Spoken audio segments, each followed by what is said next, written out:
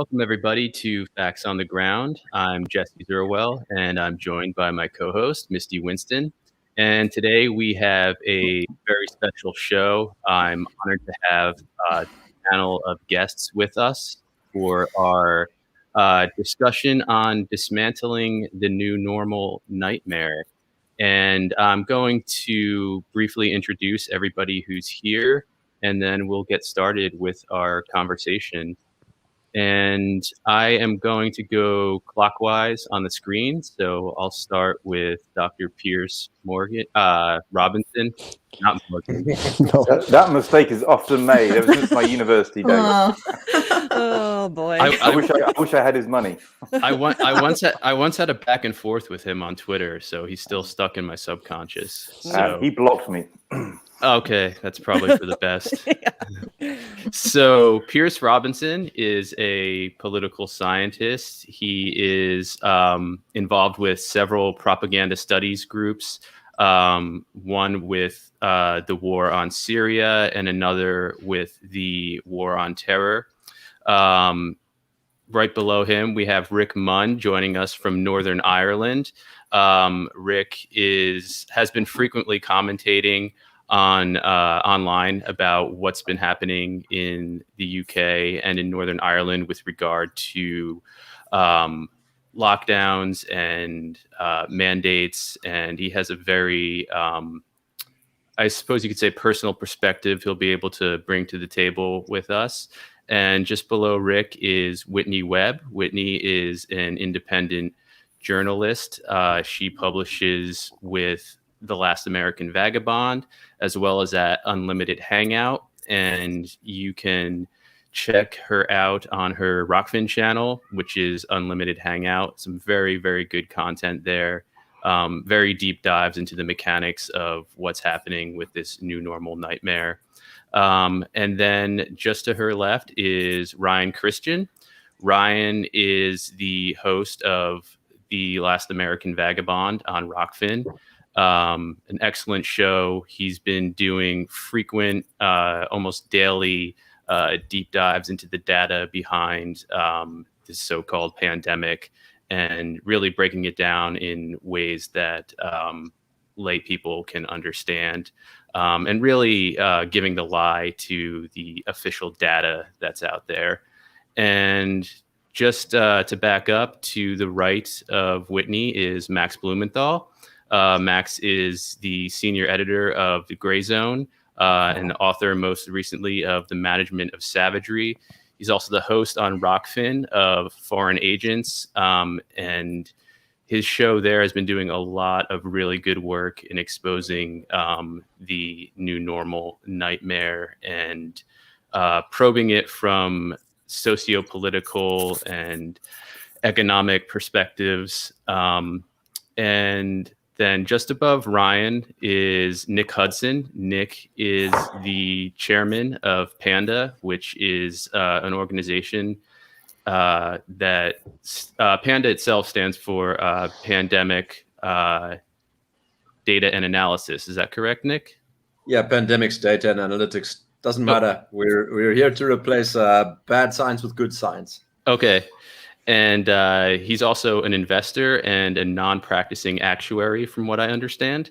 And then to Nick's right is Cory Morningstar. Cory is an independent investigative journalist, and you can find her work at theartofannihilation.com and also at wrongkindofgreen.org. So thank you all very much for joining us for this panel. As I indicated, the title is, or it's billed as Resistance is Imperative, a panel discussion on dismantling the new normal nightmare. And I wanted to bring us all together, especially as people outside of medical or science fields, to discuss why, as the title suggests, it's imperative that we push back against all that's being forced on us, none of which we asked for. And I want this to be a pretty free-flowing discussion, so anybody can jump in at any time.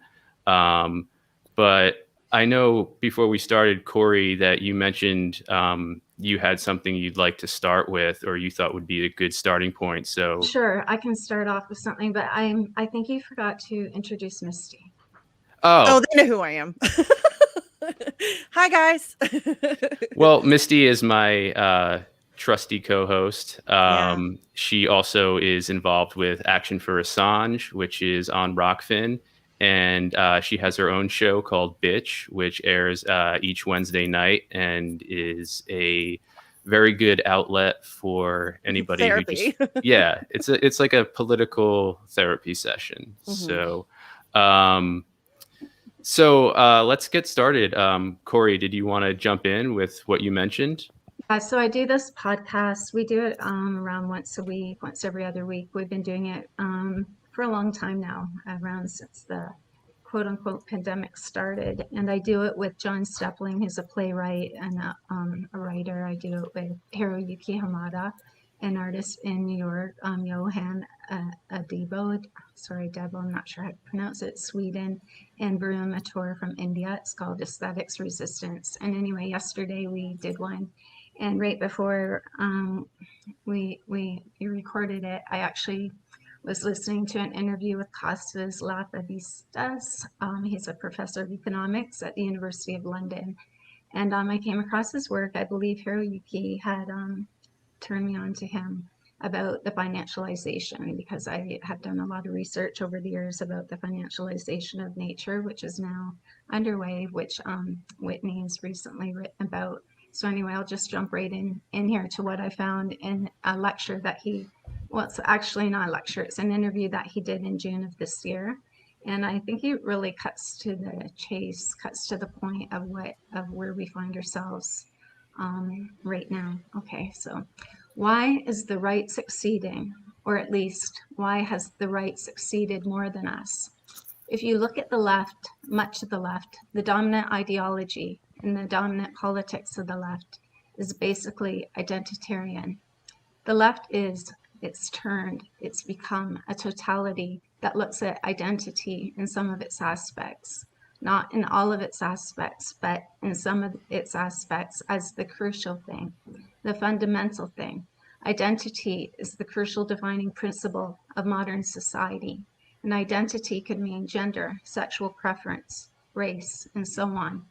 For much of the left, politics, radical politics, politics of liberation have come to revolve around identitarianism. Interestingly enough, among those identities, the left doesn't like to include class. Certainly not class. But among the identities, it doesn't like to include, for instance, is national identity. That's a bad identity, but it is much as an identity as is other identities. So somehow there are a hierarchy of identity. Some are good, some are bad. Some are okay for radical politics, some are okay by definition. Some are by definition not okay for radical politics. So that's contradictory and not very sound as a foundation for radical politics. Class is the key thing, and class has dropped out of the equation for much of the left in ideological terms. And so when you look at it in that way, you begin to understand the need. To me, it's clear. Across much of Europe and in the United States, the left has stopped participating in the life of the poor, of the working people, of the downtrodden, of the excluded. It has stopped looking like these social strata. It has stopped being of them. The left has historically been the expression of the poorest, the workers, the oppressed, the downtrodden. Well, that's not the case anymore. That's not the case anymore, and much of that has to do with identitarian politics. The more you talk about identity and so on, the less connected you end up being with broad working class strata and popular strata too. The answer to me must be sorting that direction. We need to reconnect with the poor, reconnect with the workers, reconnect with the downtrodden. The demands are enormous. Inequality is huge. There are social pressures which are gigantic today, and we must reconnect. We must start understanding people in that way. And if they don't speak the right language, if they don't use the right pronouns, if they sound at times not particularly sophisticated when it comes to certain expressions, That's what people are. And you've got to work with them, and you've got to be part of it. You've got to take it from where it is if you want to make it better. And then I just added my own notes, basically, what I see. After decades of foundation money taking over our movements, we have a left today that no longer identifies with the working class, but actually identifies with the oppressor class, the ruling class. They identify with the very capitalist system, destroying the natural world and all life within it. Having alienated the working class, the marginalized, the First Nations on whose stolen lands we live, where do we go from here? The left has become an arm of the capitalist system, drumming up the social license required for ruling class objectives, which brings us to this fourth industrial revolution rollout. And I'll stop there. Yeah, that was great. So if anybody wants to jump in on that with their thoughts, feel free. One thing that stood out to me for that, I think I would say, I think we can all agree with the sentiment around that in regards to the government from in every possible way. My only issue is that I feel that the two-party paradigm is a tool that is being used to keep people divided, especially around what's happening around the COVID-19 discussion. That doesn't mean that those things aren't absolutely valid. I just tend to think that these things flip-flop. You can look back long enough and see that, it wasn't that long ago that the crazy party was the crazy evangelical right, and that's how they were framed. And this goes back and forth, this teeter-totter of politics. And it's easy for people to lean into one side of that because it works for, getting the message out to some degree. And I can acknowledge that. But at this point, I think we need to stand back and see that this goes much larger than two-party politics, than left versus right. I mean, most of this country, or at least from the United States perspective, most of the U.S., I think it was last time I looked, it's like 40-something% recognize themselves as independent. It's obvious that this is not the real dynamic anymore. And yet That's sort of the point, though, that I'm trying to make. It's a class war. Mm-hmm. It's not right. not Exactly. left versus. Oh, Cory, you dropped out again. Your audio dropped for a second. What to do about it? Well, I agree with you.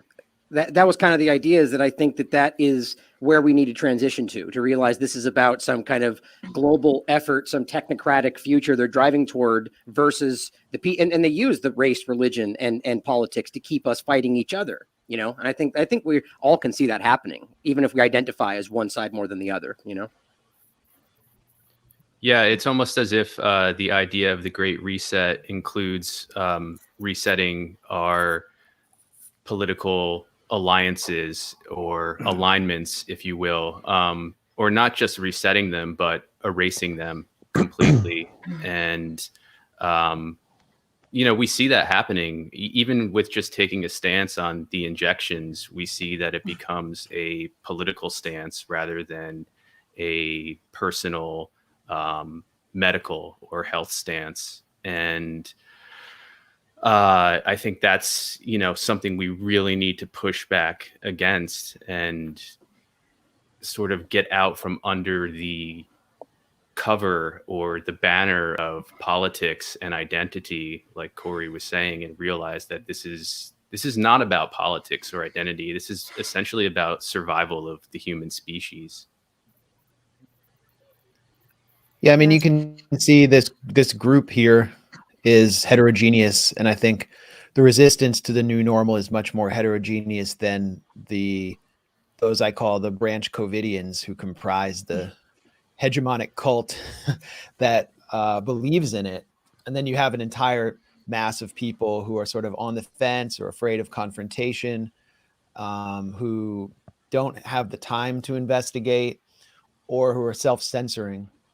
And, I come from the left. I come from a part of the left, actually, that has been very vocally supportive of lockdowns and all sorts of policies that I think everyone in this panel would consider an aspect of the class war that Cory described, who've simply gotten the whole thing wrong and who have ritually stoned me for speaking out.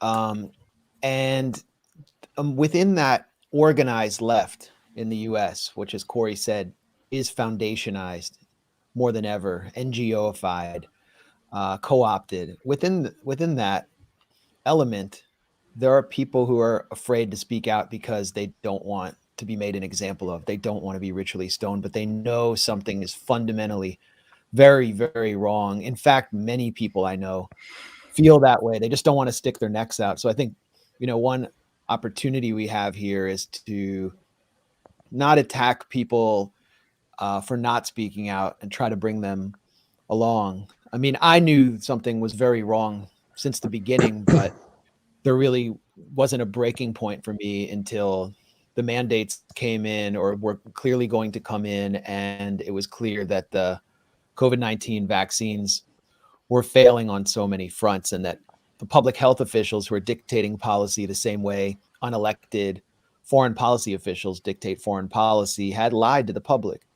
So I think there's a big opportunity here. There's a huge opportunity with millions of people around the world protesting, and it's just regular people from all walks of life. And just on what's wrong with the new normal, I can just refer to a conversation I just had with my mother-in-law, who's upstairs before this panel. She's a school teacher in Michigan, and she told me the kids are back in school. They're all 2 years behind on cognition, not just reading, but cognition. And she said they can't stop touching each other because they've been so isolated for so long that they're desperate to touch other people, and that one of her main jobs is to get them to stop touching each other. So it's just this is a war on humanity. And of course, the kids who are the most isolated and suffer the most are the ones who are the least fortunate. I think, talking to average people will show you how much of a class war this is, and it continues. I think it's certainly reached a point now where there's a kind of transparency now, I think. I mean, it's absolutely correct, this point about identity politics and how that's being used as this kind of process of excluding certain viewpoints. And I think it's happened for the left, but also more generally, that's run hand in hand with relativism and a lack of willingness to engage in empirical research. And that was something I certainly experienced when I was working in the university sector. But, that's looking very paper thin to me now. And I think, Max is right, that there's a very large body of people now who can see through this. They can see through the sort of the meaninglessness of the identity politics that the chattering classes and the left academics are focusing on. And I think more so than ever, there's now this kind of emerging linking between people who sort of, the numbers of people who come to me saying, well, I used to consider myself as part of the left, and now I'm politically homeless. And I think there is a transparency emerging as this crisis gets worse, and as the authorities become more extreme and they sort of have to prop it up with ever greater levels of propaganda. There is this sort of wider sea out there of just awareness and increasing awareness. I think for people on the left and sort of my colleagues on the left, there really has to be this kind of need to relearn this commitment to rational debate and being willing to talk to people. And that's one of the big problems I have is getting people, which I've found in working on Syria, for example, getting people to actually be willing to engage with people from the other side of the political spectrum who were opposed to the war in Syria. And some just wouldn't even enter into a dialogue with them for sort of tribal political reasons. And getting people over that, we actually need to start to engage in rational, sort of Habermasian dialogue, talking to not our enemies, but our opponents on the political spectrum. But then, to ultimately realize that what we're all up against now, this is not a left-right issue. This is quite clearly a profound concentration of power. And with all of us, 98% plus, all being threatened with a very undemocratic future. So I think just trying to get people to be willing to talk and to debate across the political spectrum is crucial now. If I can just, sorry, was someone else going to speak? Go ahead. Just add one quick point, and then go ahead, Rick. I was just going to say that to piggyback on that same point that both Max and Robinson are making there, is that I think that one of the biggest blocks is that we're not allowing ourselves to see that we already have a majority of people, a nonpartisan majority that are aware. And one of the biggest blocks is them feeling like they're not, feeling like they're isolated and alone because they don't see that, because the only place we get that majority perception is from the mainstream media. So it's like I'm constantly trying to fight for people to see that. And one of the largest blocks too is that whether in individual or independent media, people that are resistant or afraid to get into topics because of how they might be perceived. It's like we all need to just put all these things aside, all of it, partisanship, all of this, and focus on how important this is, and not be afraid to be deemed a conspiracy theorist by the mainstream media, because they are that, right? It's flipped. Everything's inverse today. So I just think that's interesting. But go ahead, Rick. Yeah, just some of the things that Max said, and also Piers. Max was saying about some people, they can see through what's being done, but there's a fear of coming forward for the public stoning, as it were. So there's a variety of personalities, as you know, even amongst this panel, among the people we know. Some people are very vocal. Some people are very introverted. Some people will go to different lengths to make their point known. And even on the theme of this this gathering today, it's on them being resistance being imperative. And it's important to understand, what is the definition of resistance? Your definition of resistance and my definition of resistance might be two different things. So someone might be content simply not to wear a mask in a supermarket. That could be, they could be deemed to be resisting, and they are. Someone else could say, well, we need to go to a greater length than that to resist. We need to step it up a gear. So someone will be prepared to maybe go to different lengths than other people in their resistance, if you want to call it that. And then the boundaries between, passive, peaceful resistance and, more active resistance, then you'll get into areas, well, that will filter people out further. Would you be prepared to be arrested to show resistance? Will you be prepared to be arrested at a rally? Will you be prepared to speak out against your employer's policies? That sort of filters it down a little bit more again. So there's different levels of resistance. And even, if you take it to the nth degree, even within, speaking from my own experience where I live, growing up for 30 years during the troubles between the 1970 up to into the 1990s, people would be prepared to say, they would talk amongst themselves, say, I oppose this. Other people were prepared to join organizations that would resist violently what was being done within their country.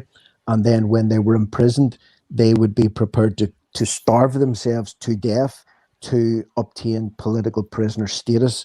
So there's a spectrum of resistance that needs to be looked at. And also what Piers said about sitting down and speaking with our, not our enemies, but our opponents or people that don't think the same way. That has been stripped out of everything for the last, 18, 19 months. I have yet to see a debate, a televised debate between two scientific or medical professionals that would be at opposing ends of this spectrum. One would be, say, pro-vaccine, for example. Another one would be anti-vaccine, both with credentials, both medical professionals. I've yet to see that. And even within, social media, the censorship, it's insane. If you speak out against the vaccine in particular, you can speak out against the political parties.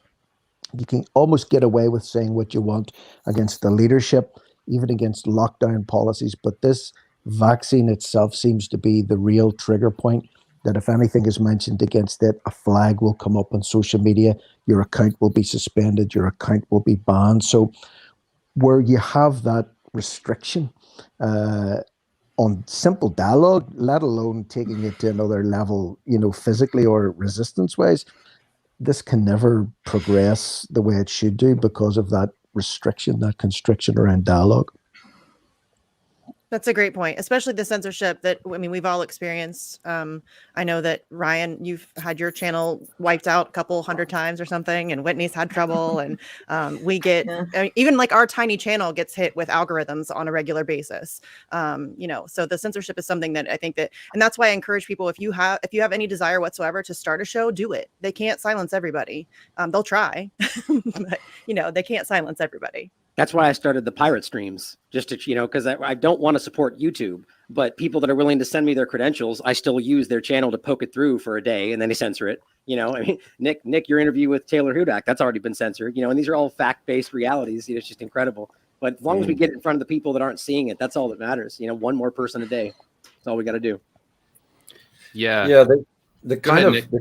the kind of idea that we have to start facing up to and getting very serious about is something like this, that the left-right dichotomy is completely bogus. It may have been relevant at the time of the French Revolution, but somewhere between the French Revolution and yesterday, it ceased to be a sensible way to think about the world and became a kind of tribal label that has been used against ordinary people to create artificial polarization, and it's nonsensical polarization. And I think Cory's introduction captured that very well, just pointing to the incredible irrationality of some of these points. Why are we getting tripped up over these things? There are very important problems in the world. They are not wrapped up in identity. And it shouldn't take a person on the left or the right to spot this. The whole left-right story is nonsense. We need to move away from it and start talking about what the actual issues are. Yeah, that's a really good point. And I think a big part of talking to our opponents, as it were, is piercing the official narrative of what's been happening and what's going on. And that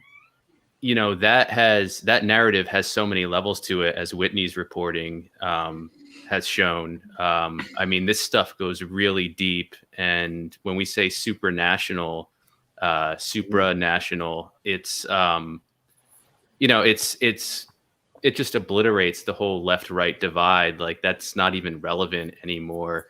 So, but in talking to our opponents, where do we start with dismantling the narrative? I mean, it's a seemingly easy thing to do, but then when you get down to brass tacks, there are so many levels to it. I mean, where do you possibly start with trying to,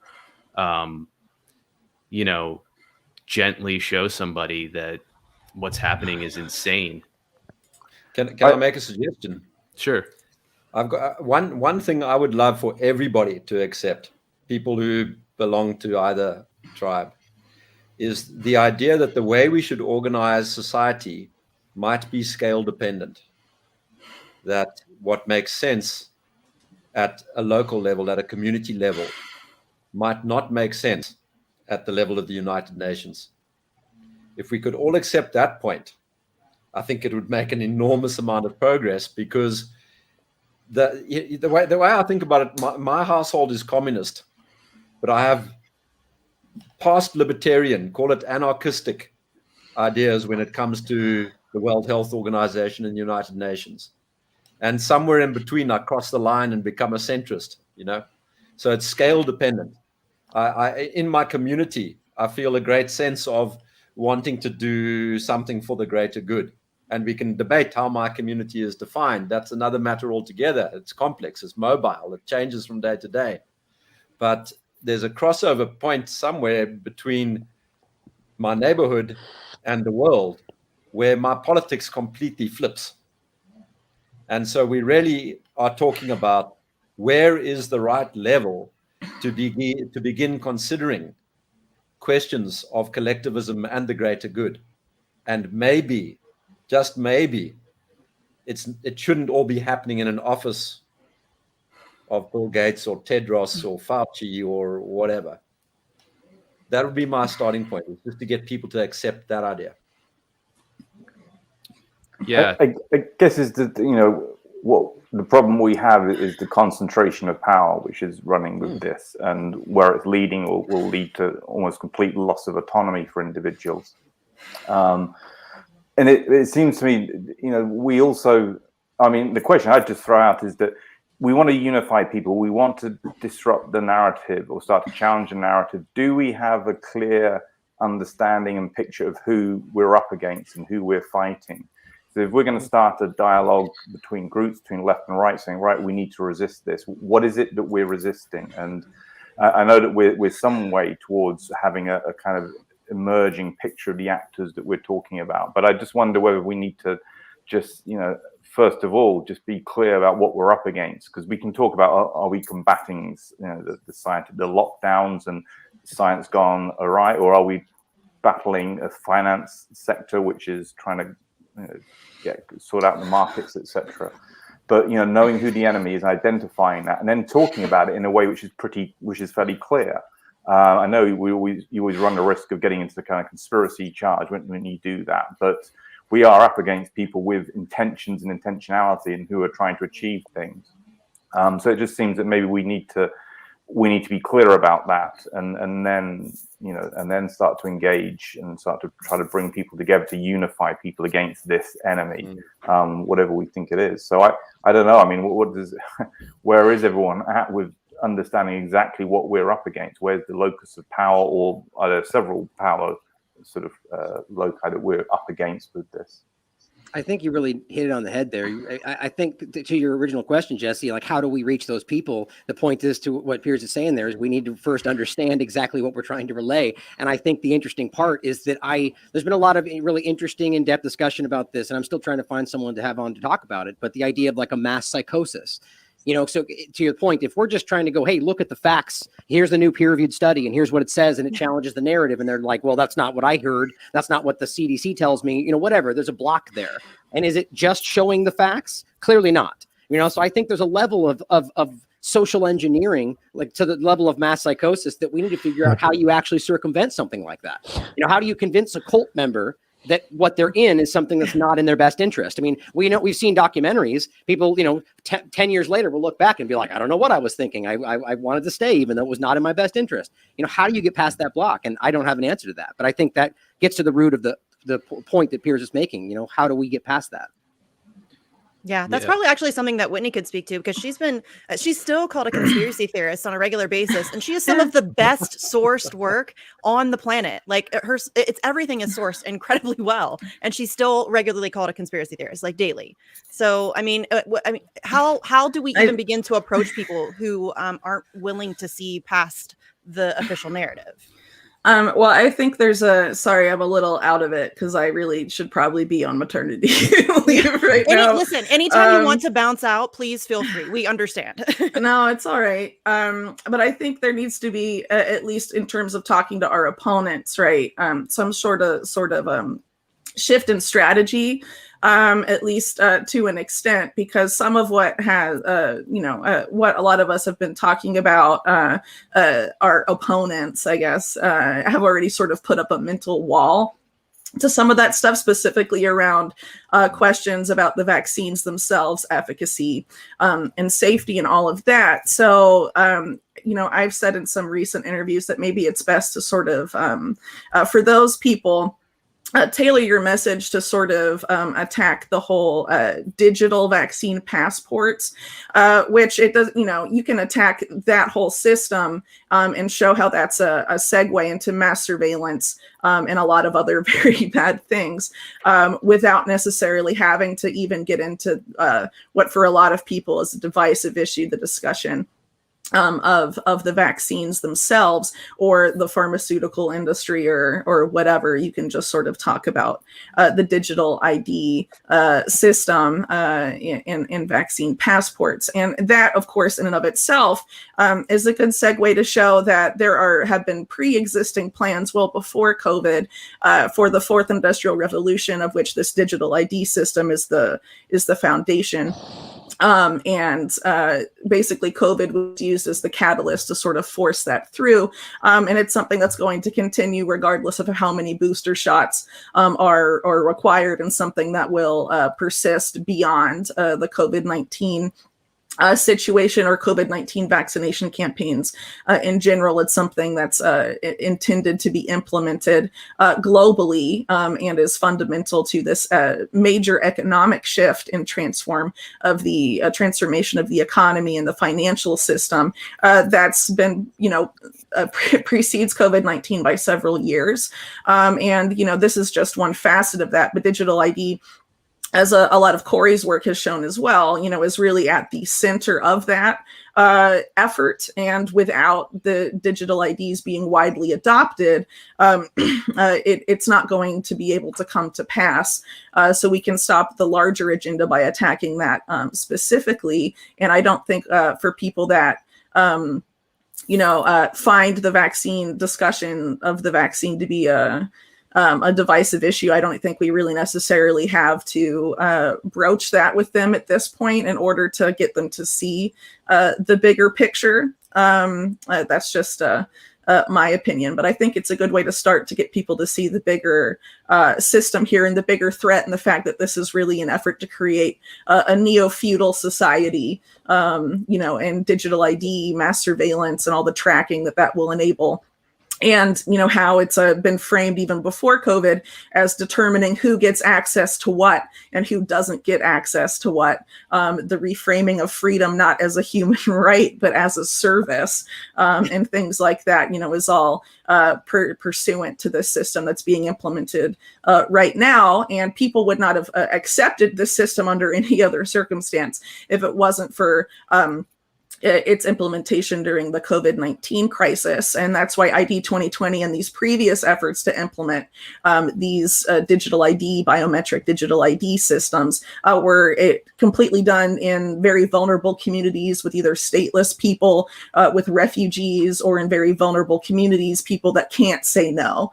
In the case of the Building Blocks program that was used on Syria refugees in Jordan, they were given the choice of surrendering their biometric data and having their retina scanned in exchange for food rations. Starve to death or give us your biometric data. And so basically, COVID-19 was a necessary pretext, that fear and that urgency to get people to adopt a system. But we can show people that what that system was designed to do before COVID-19, how it's increasingly tied into these efforts to remake the financial system, with central bank digital currencies now, but previously tied up with, cashless systems like the MasterCard, Gavi wellness pass, how that pilot program with ID 2020 was going on in 2018, and then adapted to include COVID-19 vaccination records and be a vaccine passport. This is something that is much bigger than just the vaccines themselves. So I think, while the vaccines are an important issue, obviously, I think we, for some people that consider themselves our opponents, focusing on that on that system specifically is probably a good starting point. Yeah, I would. Hopefully totally that makes agree. sense. It did. All right, cool. Yep. That was a great Because there's point. things that Yeah. people, even if they did, yep. If they You wanna- disagree, you wanna if go we, f- c- if we can Go ahead, disagree Rick, on, and then- with and then people Max. on vaccines, for example, it's very polarizing. But one thing that nobody can argue about is that everyone's had impingements and restrictions on their liberties over the last 12 months to 2 years. Like no one, whether you're pro-vaccine, anti-vaccine, whether you support the government or you don't, you can't argue the fact that your life has been severely restricted, and that it's been restricted for a long time. And even filtering that back in when the vaccines were first brought out, we were told that this was the route to freedom for all, that when the vulnerable were injected, we would be free. When a certain amount of people or population was injected, then we would be free. I mean, it's obvious, even to the people that would support that hasn't materialized, that was a lie, for want of a better expression. And also, I think it's important, just one last thing to remember is, we're all working here we've got wide platforms. Some people are reaching a lot of people with their podcasts or their YouTube channels or their Twitter followers or whatever it happens to be. And we're getting a message out there en masse. And for me personally, I'm trying to do that also. But what I've found is my most powerful interactions and my most powerful experiences with people, is drilling down with someone that I know one-on-one that maybe has a different mindset and a different viewpoint. My father being one particular case, he has finally seen the light. He's 75 years of age. This time last year, he had me absolutely pegged down as a lunatic. I was crazy. I was insane. Now he sees, because I've spent a lot of time with him in love, one-on-one. I know he's my flesh and blood, but also he's a captive audience, and he will listen to what's being put in front of him. That's easier to do with someone that you're connected with, either on a social level or a friend or a workmate or someone that knows you, rather than trying to reach millions of people that you've no direct connection with online. So sometimes we can neglect that personal focus on the people in our inner circles at the expense of trying to reach the world or reach the masses with our truth. Yeah, I was just going to say, Whitney and Ryan have been doing work on this for a lot longer than we have, but at the Gray Zone, Jeremy Lafredo and I published a series. It's actually ongoing on digital health passports and digital ID to try to explain what the stakes are to our audience, which is primarily left-wing, anti-imperialist. It's a site that focuses primarily on empire. But, we're talking about supranational imperialism here. And one of the aspects that we tried to articulate and interrogate was the sort of harvesting of profits from the global poor and how that system, for example, the Aadhaar system in India, is being exported to the United States through the ID 2020 initiative. And, you have this congressman from Illinois, Bill Foster, who's a complete tool of the financial industry, doing I think it was November 2020, ID 2020 seminar, explaining that digital that vaccine passports provide a pathway towards digital ID, which will allow the commercialization of identification because it will be linked to your digital wallet, which is dependent on central bank digital currency. And that, I think, opened a lot of eyes among our left-wing base. We certainly didn't get any pushback because I think the points were so well articulated. We weren't engaging with the vaccination issue. And it's something that people on the left who come up in the church of the left understand, is that, capitalism is inherently predatory, exploitative, and mass surveillance is used as a mechanism of enforcing it and extending it. So it worked there, but it also, I think, helped articulate to the right that sees what's happening now. I mean, you see a lot of these signs at anti-New Normal rallies, anti-communist signage, that this is communism coming in, and we're standing up against communism. Many of them tend to see, these restrictions and lockdowns and so on as an importation of some kind of Chinese, some Chinese method of control. I'm not sure where it comes from. I think, anti-communism just sort of built into the culture here, but it helps them see that global capitalism is driving this agenda. That's my view, at least. And I think it's a question for the panel too, is how do we label the economic system undergirding the fourth industrial revolution and the new normal, because that will help us provide that helps us define a language that we use to reach out to people of different political persuasions. Been here for a minute. Max, for me, the clear enemy is centralization.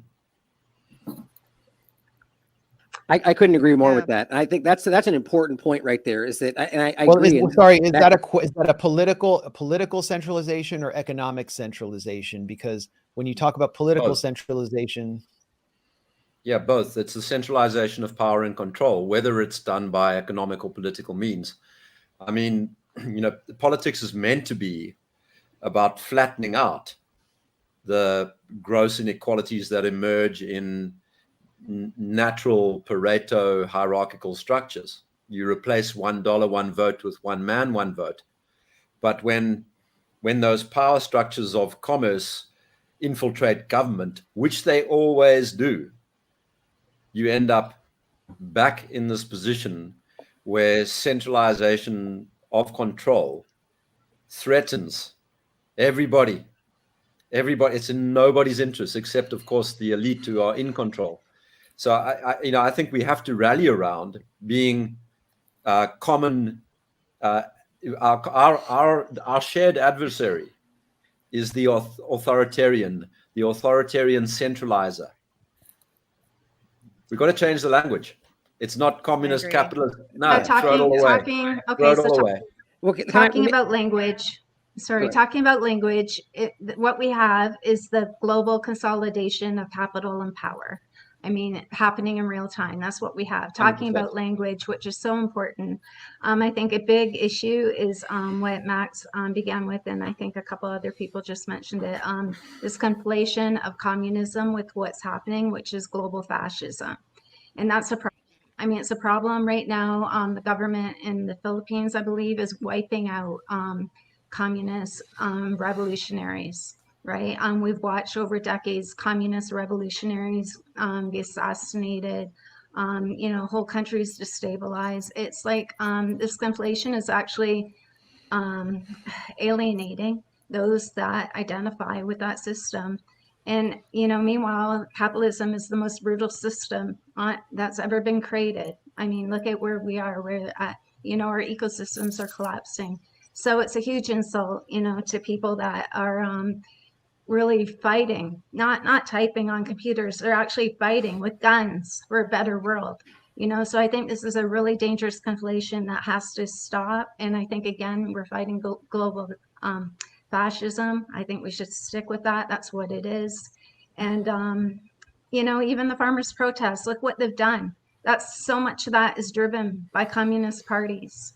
And Well, so if I could just add one point to that. I've been trying to jump in on this topic. I just want to, what's interesting here is that it's both, right? And I think that's what Nick is getting at, is that it's conflating communism with what's happening is not accurate, but also pretending like that in and of itself can't lead to a bad situation. Government, centralized power is also not accurate. I think we need to, it's the same thing about dissecting the two-party paradigm and what it means and whether it's valid. I think any system of governmental power can be centralized enough to where it can lead to exactly what we're experiencing.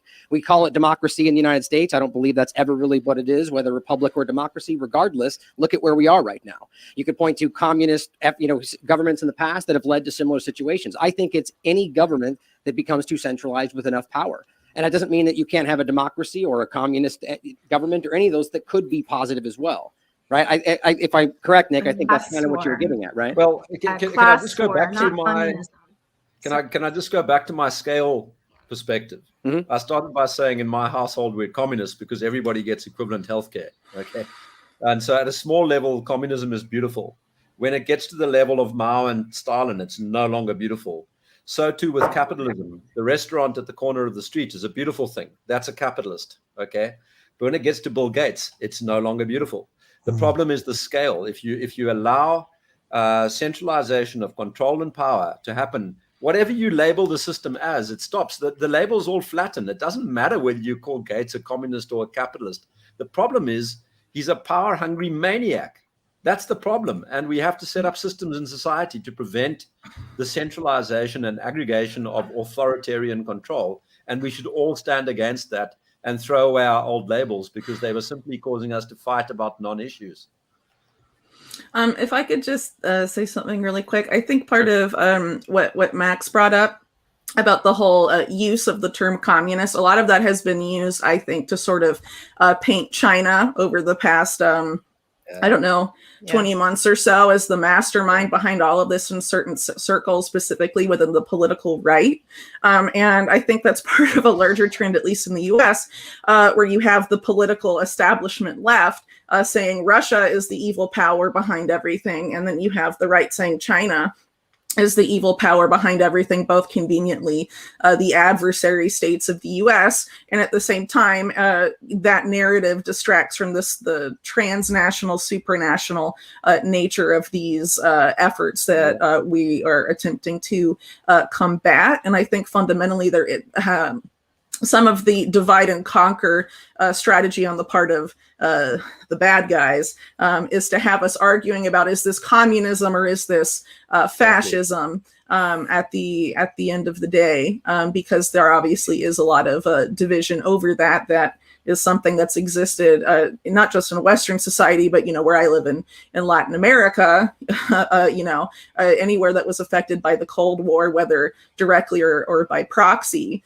These are sort of narratives that they know that they can play people against each other on to great effect, and it has been quite effective, I think, as well. But regarding Cory's point, I think it is important to highlight that there are resistance groups, I guess you could say, however you want to frame them, however they politically identify themselves, on the ground that do happen to be resisting this stuff in certain ways, and they may use certain political labels that other people may not agree with, but more often than not, those groups tend to be fighting multinational power structures or corporations, efforts to exploit their land, and destroy their way of life. Reactionary movements, perhaps, that can either adopt a left or right political ideology, I guess, depending. But in a lot of places, it does happen to be left leaning in the global South, right? So as we see resistance to this agenda, a lot of it's going to play out at the local level. There's obviously going to be efforts to malign groups along those pre-existing lines and say, oh, these are communist rebels, or these are fascist paramilitaries, or whatever. What really matters is, are they resisting this agenda that we are all here united against, or not? Yeah, on the issue of authoritarianism and just simply being against authoritarianism as a kind of guiding principle, I think it's, for me, more complex than that. I think what we're talking about is nation. In many cases, it's not just people against global fascism. It's also nation states fighting for sovereignty against a massive global infrastructure of supranational bureaucracy advancing the dictates of oligarchs like Bill Gates, for example, or a smaller figure like Pierre Omidyar. So you look at Nicaragua right now, what's happening there. Second poorest country in the Western Hemisphere is facing many, many rounds of sanctions from the U.S. Its president, Daniel Ortega, is being labeled a authoritarian. And I've done a lot of coverage from that country. I understand what's happening there. That is a country that, as we know, has been under attack from the most powerful empire in human history, which is located not very far away, which has used death squads, and now is using not just an information and economic war to try to remove that government, but has paid people through CIA cutouts as opposition leaders, painting them as brave freedom fighters, and now political prisoners because they've been jailed after leading months and months of bloody riots that tore that country apart in 2018.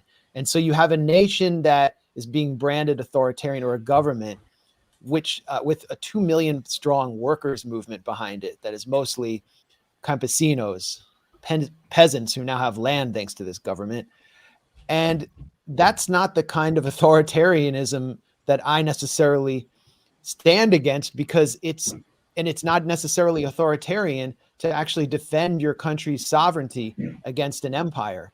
But what we've seen throughout the new normal is countries across the world, whether they are ostensibly socialist or capitalist, left-wing governments or right-wing governments, functioning in lockstep under the guidance of the World Health Organization, whose number 2 or 3 funder is Bill Gates. And that's something that I think should unite people across the left and the right in opposition to this kind of attack on state sovereignty, because it also means an attack on democracy, stakeholder capitalism. The Great Reset is not a conspiracy theory. At its core, it's stakeholder capitalism. And so that's kind of a message that I want to send. And Whitney and Jeremy Lafredo did a great piece on John Magufuli, who is the president of Tanzania, who's being demonized all over again in mainstream media. He died a mysterious death after disappearing for like 2 weeks at age 61, one of many African leaders who died after March 2020. And, Tony Blair has sent in his team to basically guide that country's coronavirus COVID response after Magufuli resisted the World Health Organization's demand to do mass vaccination and PCR testing everybody. So these are the kind of figures we should look at as resistance heroes. When Magufuli died, or just after he died, under whatever circumstances they actually were, about a month before he died, there was an article ran in the Guardian newspaper in the UK, and it was sponsored by, if you checked it online, it was time-stamped. It was sponsored by the Bill and Melinda Gates Foundation, an article on MAGA Fully along the lines of, this man needs to be reined in inverted commas. After he died, the article was still available on the Guardian's website, but the sponsorship from the Bill and Melinda Gates Foundation had been removed, and his vice president at the time was a member of the World Economic Forum. Obviously, as soon as he was taken out of the way, she stepped in as vice president. I'm not sure if she's still in power at the moment, but yeah, the circumstances around him, and he was the first person I can remember that spoke out against, actively spoke out against the PCR tests. He famously tested a guava engine oil and a goat, and they all tested positive for COVID-19. So he was a very vocal and outspoken critic of the entire pandemic, inverted commas, and he was removed along with many other African leaders over the last 12 months. If I could just add, since Max referenced my article, I think the timing of that article in The Guardian you mentioned as well, Rick, has to do with the fact that a month before Magufuli's disappearance, he also issued a blanket ban on genetically modified seed trials in his country that were sponsored directly by Gates as well. So it wasn't just the COVID narrative he was rebuking.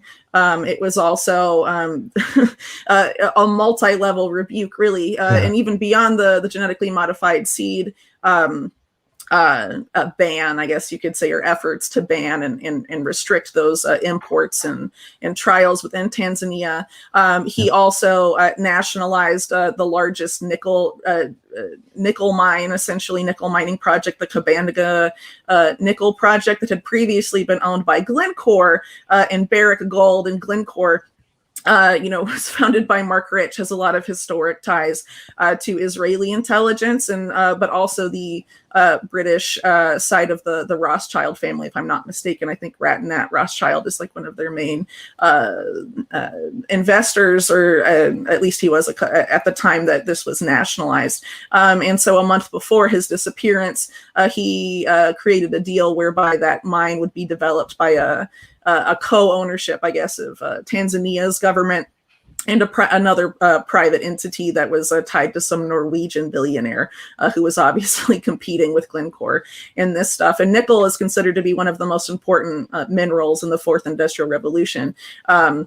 And that, a lot of billionaires like Cobalt Metals, which Cory's work has highlighted, is trying to take control of all the lithium, copper, nickel, and cobalt in the world. And that's specifically, most of that is concentrated in either South or Latin America and Africa. So I think we're facing really an era where a lot of the coups to come, regime change efforts to come, aren't necessarily just going to be about COVID-19 anymore, but are also going to be about people that attempt to resist the domination of natural resources, sort of like, wars for oil in the Middle East before in the Middle East, oil pipelines and hydrocarbon flows being a motive for regime change. Now it's going to be mineral rights of these minerals specifically that are deemed necessary for the electric vehicle revolution and all this other stuff.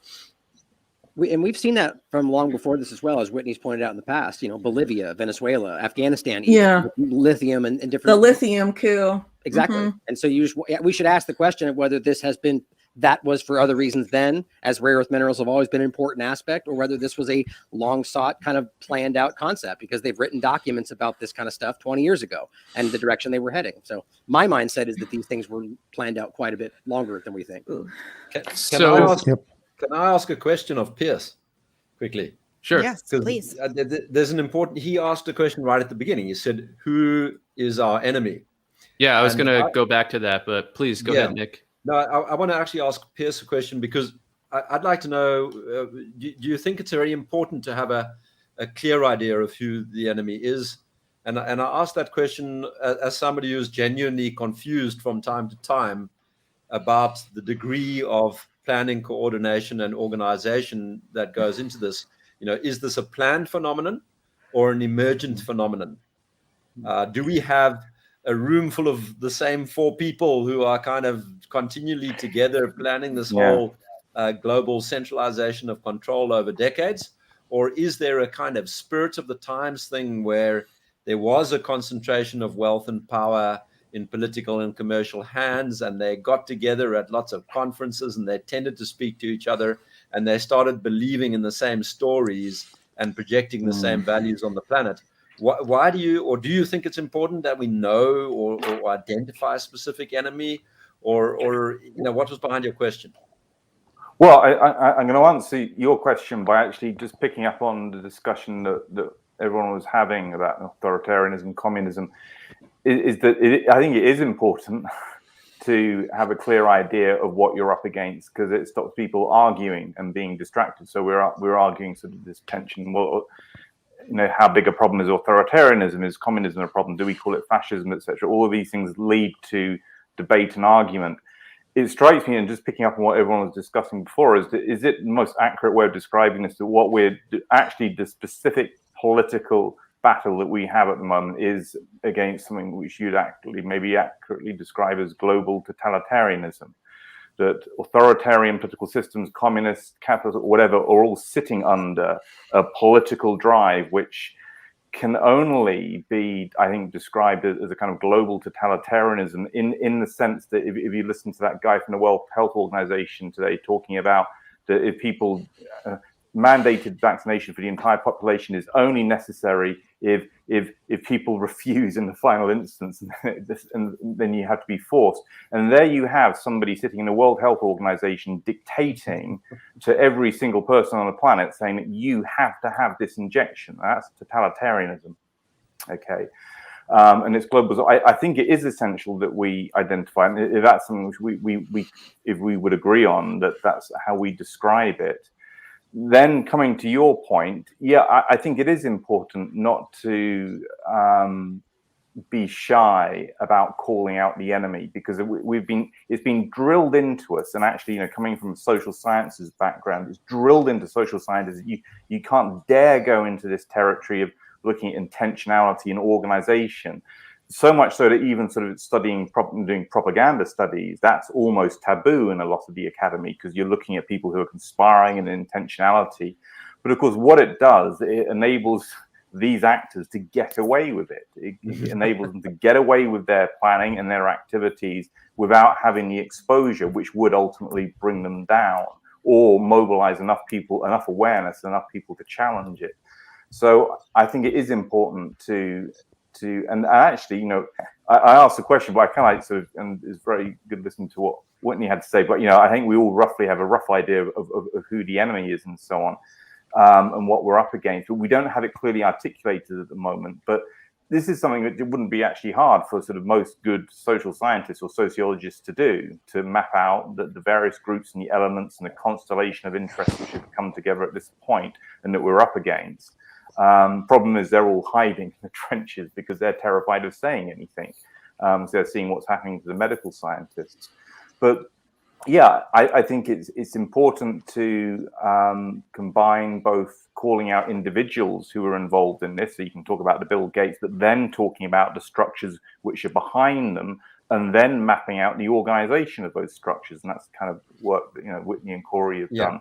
Because as soon as you start to do that, you start to just show people. You're trying to persuade people this is not just this is not about a health crisis. This is about something else. So, so most normal people will then ask, well, what is it about? Can you show it to me? And I was actually having this experience with a sibling of mine a couple of days ago, trying to talk about vaccine mandates and digital ID and so on, trying to explain the links and the steps. So the people sort of need to have those details filled in. So I think it's extremely important, and then also important, I think, if we can, just to find a way of labeling this in a way which doesn't get caught in, going to get us into arguments over, communism, capitalism, authoritarianism, less societies, and so on, and actually say, this is what we're up against, and they're getting organized, and we can actually show this empirically if you do the research, etc. And then you can start communicating that to both audiences, but the wider public, and say, this is what you're up against, and this is why it needs to be stopped. And this is challenging here with this issue, because we are talking about a genuine, I think for me, a lot of this has emerged out of the US deep state and now has a global component to it with the financial system and so on. That this is a kind of complex picture which has emerged, but not too complex that you can't summarize it and identify it and then say, you're right, this is taking us to global totalitarianism where your right to do anything is going to be dependent upon accepting an injection every 6 months, and that should sort of make people wake up. What I like about your term totalitarian, sorry to cut over you, but what I like about the term totalitarian is it's one of those words that I think floats free from stereotypical left-right meaning, in the same way that centralization, I believe, does. We need to look for those and it's totalitarian. Cory, your audio is out again. Sorry, Cory was trying to jump in. Your audio is totalitarian because my family's having to seriously consider getting out of Germany now, because if they go to compulsory vaccination, injection, no choice, got to get out. That is, and when it's going to be subjected to your children as well, that's pretty extreme. And I mean, Robert Kennedy Jr. was talking about this today in an interview. This is something we've never seen this in history. This capacity that the technology gives to elite groups and a small concentrated elite to exert power and control. There's never been anything like that in history. And this is so totalitarian. Cory, Cory, we can't hear you. Can't hear me now? No, there you are. There you are. Okay, so I want to jump in. Okay, so the work of the past decade or so is all about basically analyzing, the NGO movements, the campaigns, and what I have learned that language and framing matters. It is everything, language and framing. And I'm not sure, Max. Your audio's out, lost Cory. Your audio again. Me? Oh, yep, now we can. Okay, so I'm not sure if Max, if you were if you described Ortega as authoritarian, or if that was you saying other people described him. Yeah, I was. Lost you again. I was characterizing the portrayal of him in U.S. media. It's funny how we will do that, to Ortega, Maduro, and that, but we don't do that to Trudeau. Meanwhile, I can't even go into a restaurant to have. Or Australia's government. Mm-hmm. That's a problem, but I wanted to talk more about language in that respect.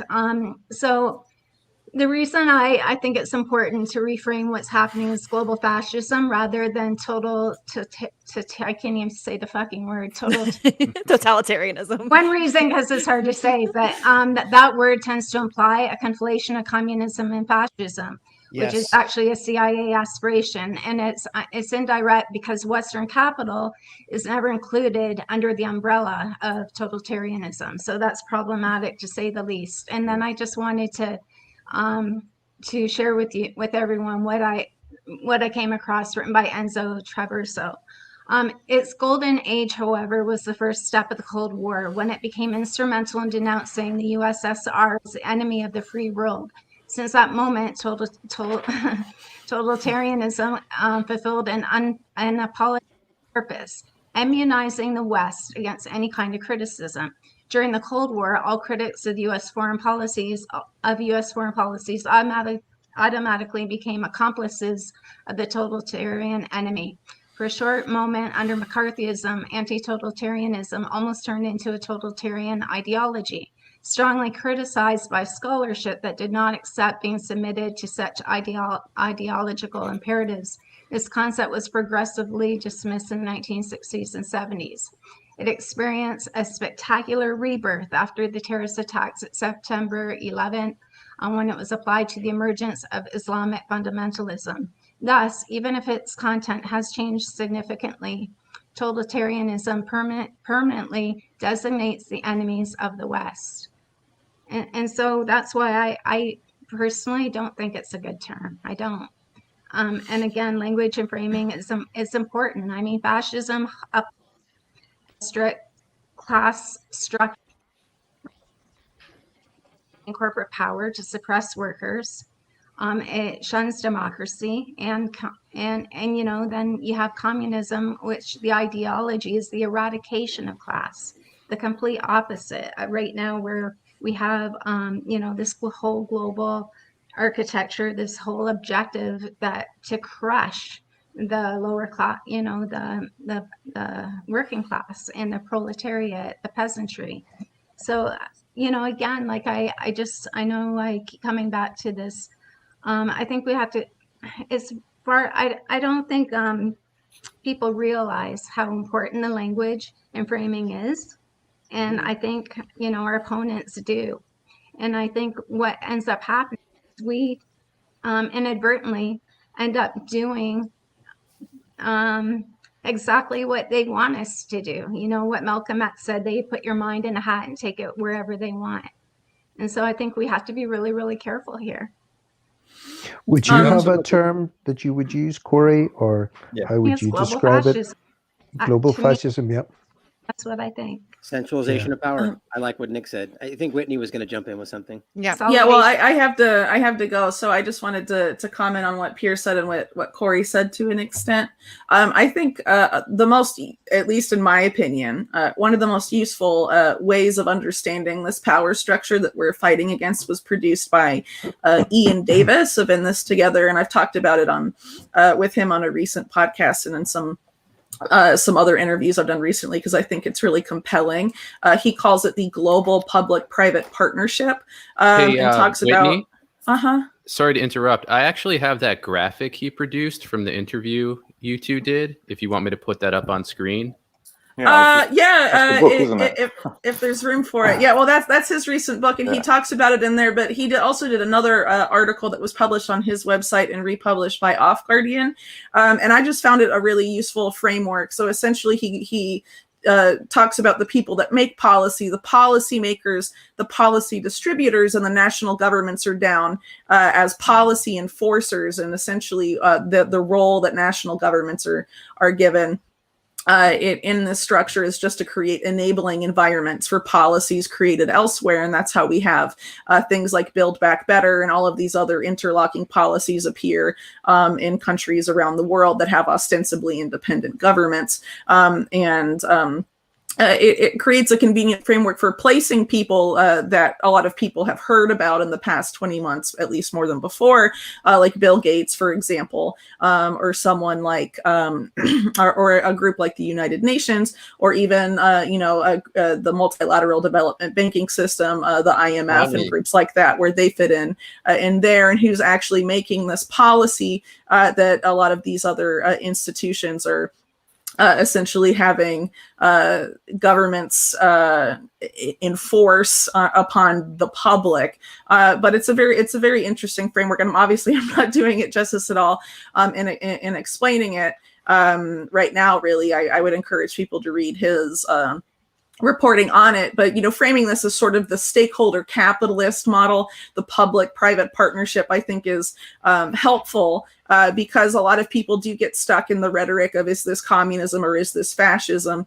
And like Cory said, language and framing is really important, and the words they're using to sell this crap is stakeholder capitalism and public-private partnerships. So why not use that against them? And frame it, using their terminology and educating people on what the terminology they're using actually means, right? So, they frame stakeholder capitalism as being a more responsible form of capitalism, but really it's a way for the private sector corporations and bankers to create the regulations overseeing their own markets, and to be put on the same level as national governments and policymakers.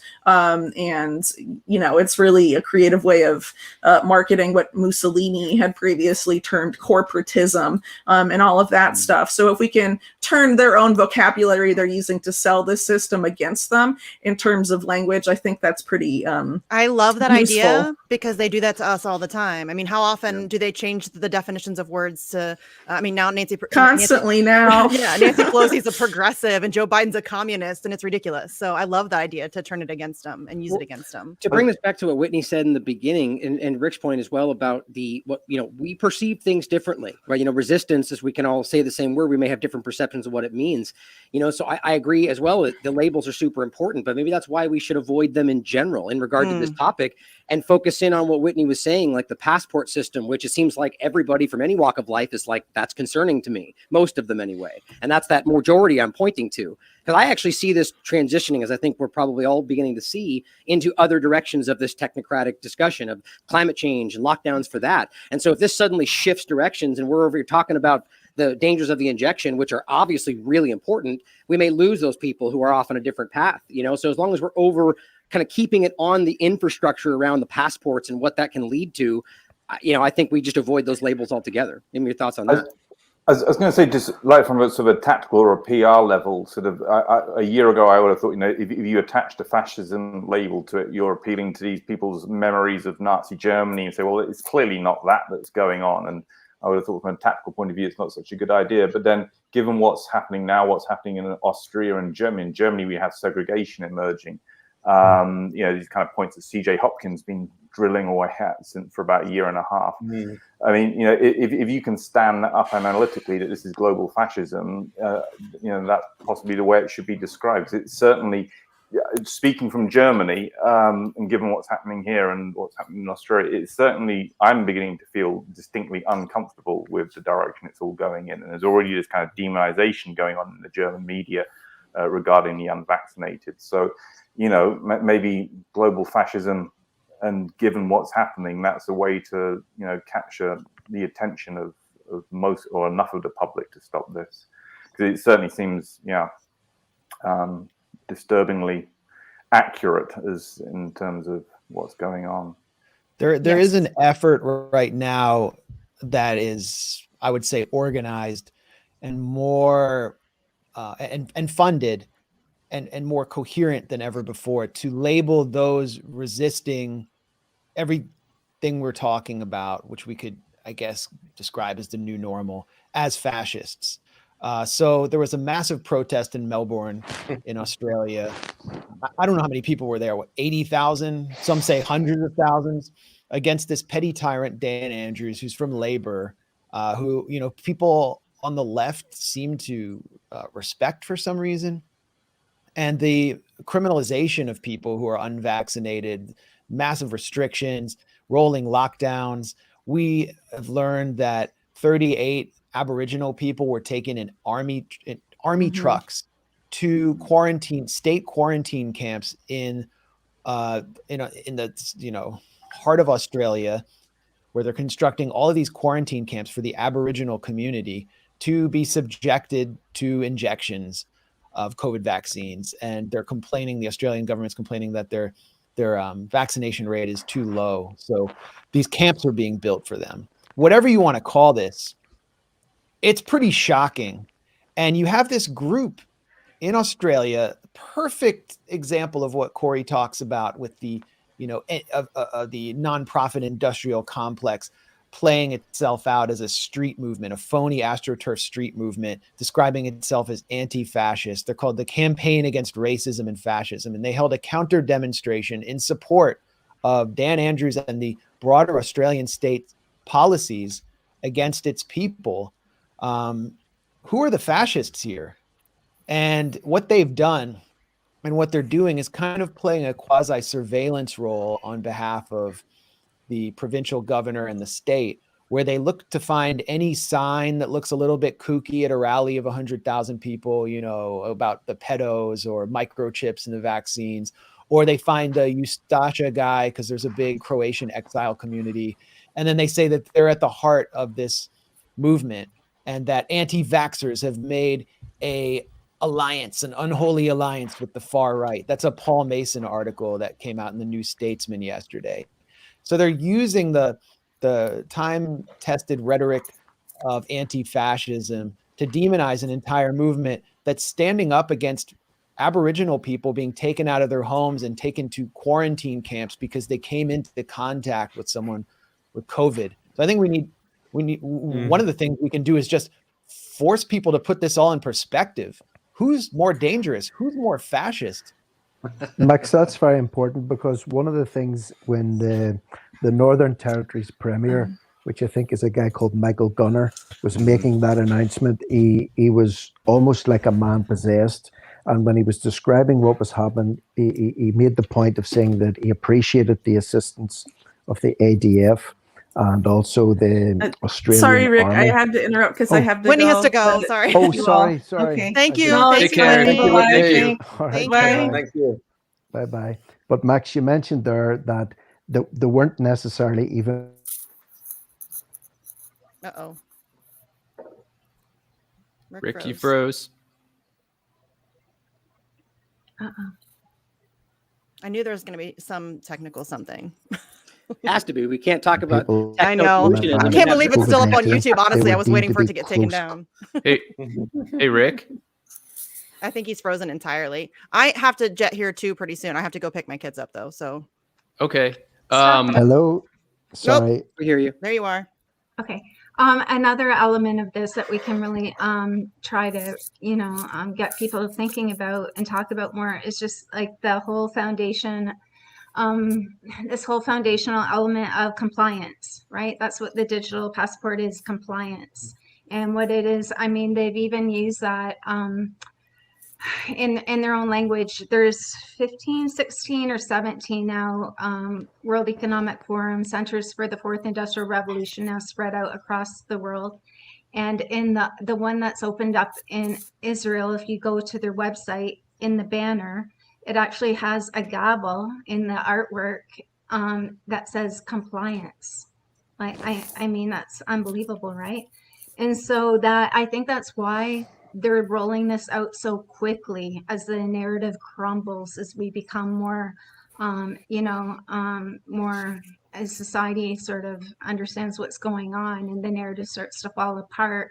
We can see their agenda moving faster and faster, right? And these oppressive measures getting, crazier and crazier actually by the day, So I think part of that is to get those digital IDs in place so that compliance can be achieved, right? And so not long from now, you'll do something and you'll go to use a service and you won't be able to. I mean, the sooner they can get that system into place, the sooner they control our every movement.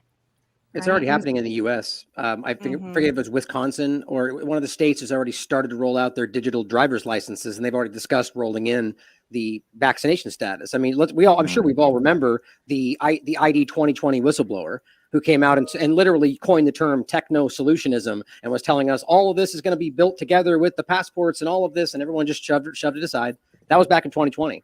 That speaks to the foreknowledge as well about how this has kind of been a coordinated But effort. I don't know if many people know of how people literally starved to death in India under these pilot projects.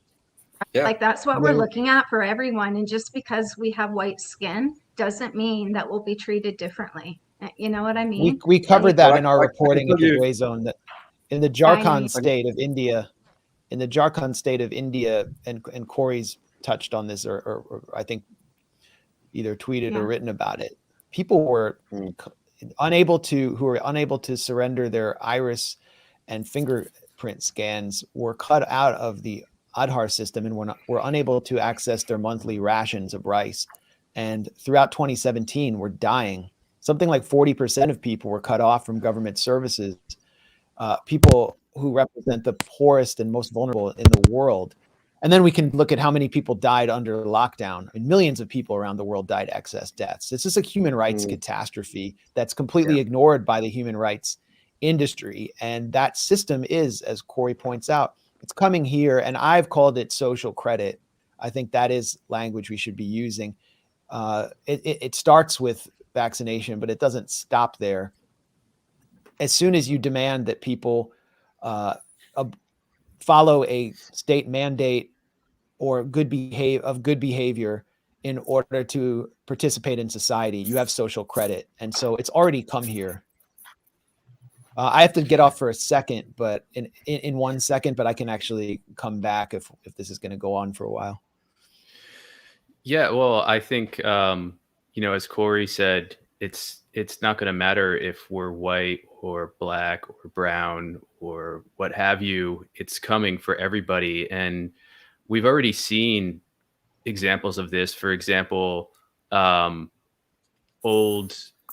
individuals there was a woman in Italy who was trying to get into a hospital or a medical clinic and get her treatment, her medicine for diabetes, and they wouldn't let her in because her vaccination status wasn't up to date, and they literally turned her away from medicine she needs to live because she wasn't in compliance, essentially.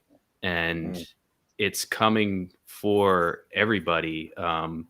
This is something I think Rick dropped off, but he's made this point over and over. It's in Northern Ireland where he is now, and it's in so many of the places where we live, I think, as well. And it's not going to stop until they have total control. That's what they want. My sense is that they are in a race against time at the moment. I mean, there is clearly raising levels of awareness. The protests in Europe are very big, and in Australia, and there's probably arguably say there's raising is global awareness is building of what's going on. And yes, they're driving as fast as they can to get to the point of locking everyone into this system. I'm guessing that they're also trying to work out how to resolve the finance markets and the economic situation and battle with the inflation, et cetera, et cetera. They've got all of those things that they're trying to juggle. But they're up facing massive resistance now.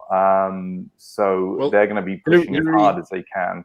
But I think we're in a little bit of a race against time. It's going to be a question of how quickly a globalized resistance can start to develop, and which coordinates this at least a little bit to push back against this.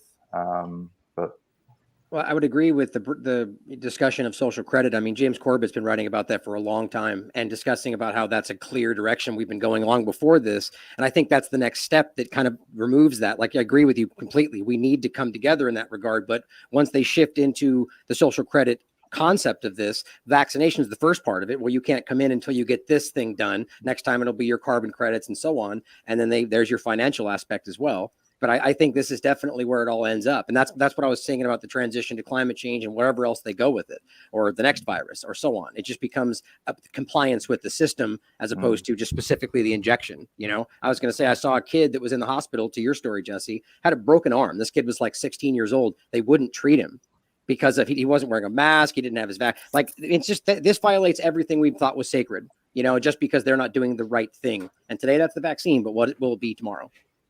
Right. And you covered on your show, Ryan, recently, an individual who was shot and killed, but his death was listed as due to COVID-19 because they tested him after he was dead for whatever reason. And, the ever accurate PCR test came up and showed that he was positive. So this is the type of insanity.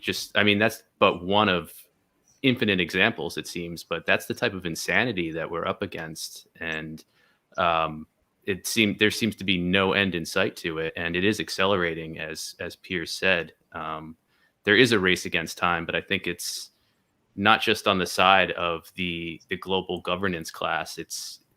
We're in the race against time too, to escape this once and for all.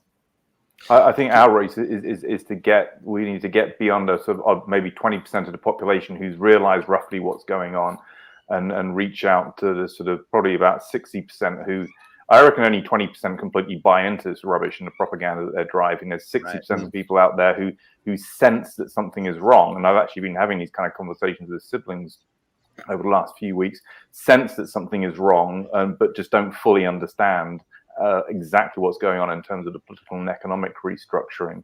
Get those people woken up to this, and sort of get that to sort of start to consolidate around a resistance globally. Then there's some chance to derail this, or make the people who are driving this realize that it's not going to work. They're going to have to alter plans, as it were.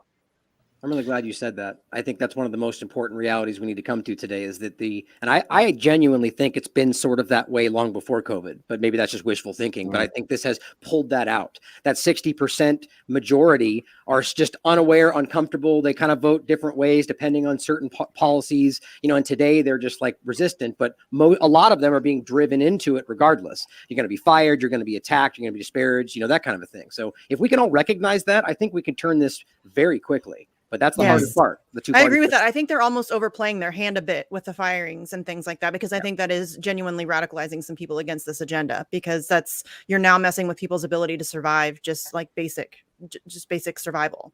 And I think that will very quickly switch somebody's brain on. Yeah, I agree with that. I'm actually quite glad they're playing it so hard, because I think it makes it easier for people to also see the other aspects of this control, because it's not only about COVID. There are all sorts of elements of society that are being channeled into this direction that ultimately leads to very centralized authority. And it's easier to see them once you've seen one sort very clearly. And so I'm quite pleased that there is this overreach, this desperation, the kind of race against time that Piers was talking about. And it's not, they aren't only racing against people's awareness. Amongst the 20% on, can we call it our side of the table, people are already doing things. I mean, you look at the decentralized currency markets, these Bitcoins and so on. And if you look at telemedicine, there's a whole underculture or subculture of treating people so that they don't have to go to hospital. And that's all private and volunteer, and nobody's making any money out of it or anything like that. I don't think. They might be sort of, washing their hands a little bit, but I think for the most part, these things are set up very spontaneously, quite quickly, and they're a big threat. And they always will be, because that kind of spontaneous organization beats anything that somebody who thinks they're clever enough to run the world can do, So there's kind of like these parallel societies that are popping up. Yeah. It's a very interesting. 100%. I don't think it's an attractive. They do not have an attractive vision for people. If this is Zuckerberg metaverse and complete control over how you spend your money, and this is not something which will appeal to most people. So this thing is winnable, and it's for sure. I've never seen so many people waking up to the kind of things that people like me have been banging on about for years over propaganda and media. Many people, and many, even in the UK at least, quite a lot of mainstream people waking up to this and so on. So there's it's winnable. I don't want to be overly optimistic, but looking at this in the grand scheme of things, I mean, I could be wrong here, but I've never seen so many sustained protests going on over so many countries, focused on one issue like this. People say, "Well, look at Iraq 2003," but those were just very focused and narrow, and so on. This is big. There's a lot of resistance and growing. And it's growing. It's going. I mean, Kennedy was saying this, wasn't he? In an interview, he's saying that it's going. The converts are coming all the way to us, not the other way. No one is switching the other way and saying, okay, well, I'll start being scared of COVID now. It's one-way traffic. We need to, Yeah. Another thing too, talking about, I think Misty, you mentioned earlier about talking, or maybe someone did, about people being uncomfortable to talk about the vaccines. We can talk about those in the context of the biotechnology economy emerging, right? Like even right now, last year, they have an emergency thing happening over in, I think, 28 countries in Africa.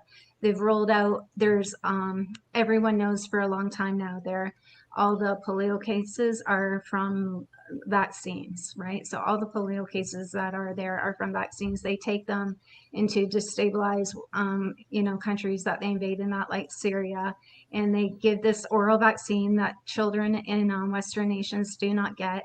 And then knowing, that like what happens, it can spread through feces because of the lack of sanitation and, how the war-torn elements. And so anyway, what's happened, they've introduced through emergency use authorization, the first one actually, that would pave the way for emergency use authorization COVID vaccines, to give all these children a new triple charged genetically engineered polio virus. And so, polio vaccine. So they're treating the polio outbreaks that created by the polio vaccine with a new genetically engineered vaccine, another oral vaccine. If you go back to what year was it? 1996, I believe, on CBC in the archives is a video, I think the only one he ever did with media, Jonas Salk, telling them that all polio is derived from the vaccine polio, the oral vaccine polio. Okay, so you can see this as a weapon of imperialism, right? And so, and not just that, not just the vaccines, this all leads into gene editing, right? Not just gene editing of humans they call mRNA the workhorse of CRISPR, right? So this is where we're going with this. I mean, right now we're experimental subjects. Our children are experimental subjects for big pharma, for a disease with almost 100% recovery rate, right? And so genetic engineering is a huge part of this, not just for humans, but also for nature. They want to modify all life in the natural world to appease white European values. They will decide what has significance, what has importance, what we should keep, what we should get rid of. I mean, it's a complete disdain for the natural world and a complete disdain for the feminine. And so that's like a whole other, element to bring into this conversation. Well, I mean, those are not my values, and I'm white and largely of European extract and male last time I checked. But for me, the important thing that you're getting to here is the word is, it's not big pharma that's the problem. It's big ag, big food, big pharma, big anything is a disaster. That's where all intellectual progress and good thinking goes to die. And you can't worry, but you can have, you can't think of it when it comes to modifying nature and even the human body, that goes through each generation, that's continuous. So even on a tiny scale, that's impactful for future generations. Sorry to interrupt. Yeah, no, it's no problem. But I mean, at least you can get away from it. If it's being done at a local level, I can opt out and decide that looks like a bad idea. Nobody's forcing it upon me. The problem is the centralization and taking it to the big level. And I really, I've listened very carefully, and this has been a hugely stimulating discussion. I haven't for ages had my head spin in such a fantastic way. I'm really enjoying it. But the one thing that I haven't walked away changed in this respect is the idea that the evil here is the imposition, and that comes from allowing concentration of power. And the frustrating thing for me about this is we've had people on the old left and the old right pointing this out for generations. I mean, the two great voices in America who warned against this were Eisenhower and RFK, the right and the left, And if I look at this, I don't see it as a left-right issue. We need to toss that stuff away. Yes. And just look at the actual intellectual structure. The idea that you can centralize decision-making for the planet is absurd. We have to tear down that intellectual structure. We have to find a language that allows us to poke holes in that thing all over the place so that we convince those people in the middle ground. And we get some of them onto our side. I don't think we need a majority. The 20% that Piers suggests on our side is a really good start. Yes. That's a really good start, and a few more, and we'll tipple. And I think it's important. I'm sorry to interrupt you, but I think it's important to make clear that we're not saying that the differences that we have that are on the left and the right, that those are not important things. We're saying that what's important is that we deal with the system that's designed to kill all of us, and then we can have those conversations. Yes. Well, I think it comes down to choice more than anything, right? I mean, it comes down to what we're talking about here is global paternalism. Like, they're deciding for you that we know what's best for you. You don't get a choice in it because you're not smart enough to make those choices. And that's like the premise behind all of what they're doing around COVID, that, trust the science, which in and of itself is a stupid thing to say. It's crazy. And I think what it comes down to in putting these choices on people or removing those choices from people when like to the point you made about the genetic engineering. Yeah, I agree completely that it's alarming. in my personal views, to have even a small aspect of these kind of things happening. But if we all agree in freedom and liberty, well, that is their choice individually to play in that field. And the next point, you stand back further and, you can remove yourself from it. But when you remove the choices for everybody simultaneously, that's what happens. Again, the centralization of power, the choices for everybody, and it just builds out farther. I doubt if you allowed choice for everybody that we would see a world where genetic engineering would become, just prolific. That's just my opinion, but hopefully. I was going to say, just pick up what Whitney was saying is that, and this, this is a component of what's going on, which is not a left-right thing, but this obsession with control. This seems to be, there's a sort of a strand there in terms of enlightenment thinking, and we've had it, and we've always had these warning signs, whether it's Frankenstein and so on. But this kind of belief in control and manipulation, and then there's clearly that element to somewhere in the kind of West ideology of all of this, of the new normal, is this, sort of belief in eternal life is mixed in there. It seems to be what some of these people are coming out with, but this does seem to be a particular strand, and it's not a left-right thing as far as I can see. This is a sort of a belief in control and manipulation, which, frankly, we've been great writers have been warning us about that for 400 years. But that does seem to be an element of what we're dealing with here. Piers, it's hubris. It's a lack of respect for nuance and complexity, and that's for me the astonishing thing. I talk about the pattern, which is that there seems to be in these large and supranational organizations this ongoing quest to invent yet another global crisis to which they admit only centralized solutions. That seems to be the parlor game that they play, and they come up with completely bogus stories, both in terms of the crises and the solutions, and that's the game they play, and it's turning into a nightmare for the rest of us. I mean, even for the biodiversity crisis, right, which overlaps with like climate mitigation, all of that. I mean, without a solid foundation based on anti-capitalism, anti-imperialism, anti-colonialism, we might, just forget it. You're never going to, protect biodiversity with all these other things. And the left has, created huge distractions. So those aren't even foundational elements of our movements, and they have to be, and then just getting back, I just remembered that sign from a protest that Vanessa Beeley shared, of a young woman with a sign up that said, "I'm not from the left. I'm not from the right. We're not from the left. We're not from the right. We're from the bottom, and we're coming for you on top." Yes, I saw that. Vanessa Beeley posted that. She tweeted it from a protest. Yes, that's our mentality. It has to be our mentality. It has to be, because they have so much power and control and influence that we're going to need the numbers. We're going to need a massive movement of people. Right. Yeah. Wonderful. All right. So I think that's a good place to stop. This was an amazing conversation, though. We could keep going for hours.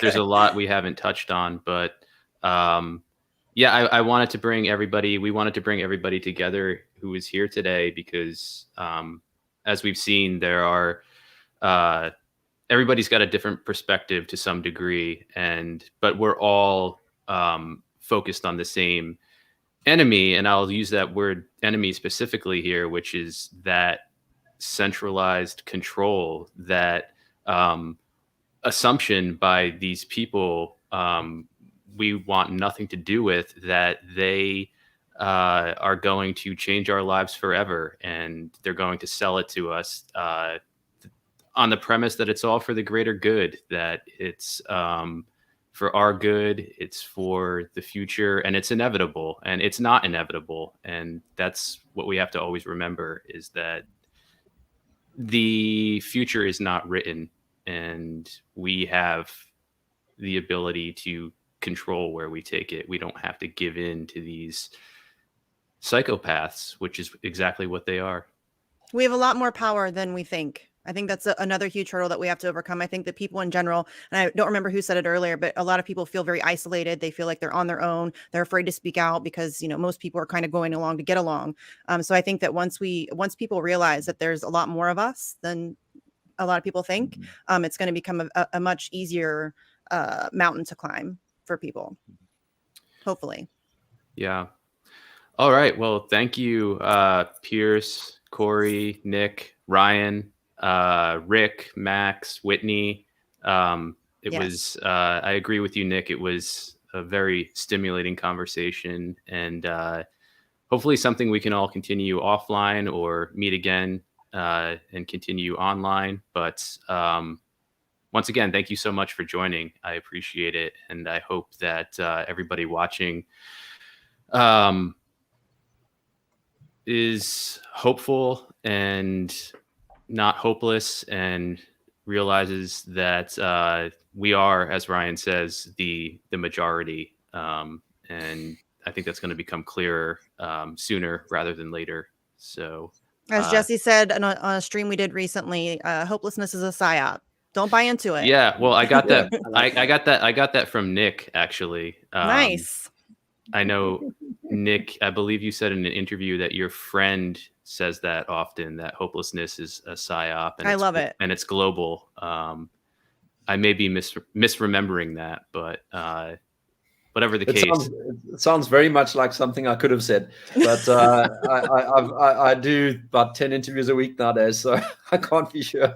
Yeah. So thank you all once again.